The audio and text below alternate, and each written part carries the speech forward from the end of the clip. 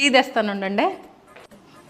పొద్దున్న చెప్పాను కదా ఇంటికి వచ్చేటప్పటికి చుట్టాలు ఉంటారు, కాస్త వస్తూ వాళ్ళని నవ్వుతూ పలకరించిరా అని నవ్వావులే. నువ్వు పెద్ద మోనాలేసవి అని నవ్వితే చాలా. ఏ 2 ముక్కలు మాట్లాడితే నీ ఆస్తులు ఏమైనా కరిగిపోతాయా?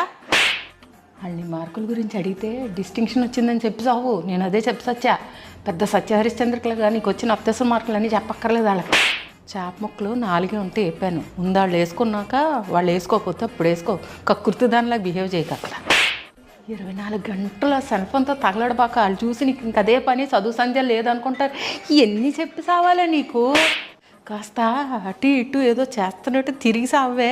వాళ్ళు చూసి పిల్ల పని మంత్రాలన్నా అనుకుంటారు. ఉత్తప్పుడు చెయ్యక్కర్లేదులే, కనీసం యాక్టింగ్ అన్నా చెయ్యి.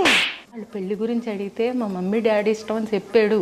లైఫ్లో గోల్స్, ఫ్యూచర్ ప్లాన్స్, మట్టి మశానం, బొంగు భోషణం అని చెప్పి పిచ్చి పిచ్చి అతలన్నీ చెప్పకో. నీ ఇష్టమే లెట్టును, మాదేముంది. మా అమ్మాయి ఏం తిందో డైటింగు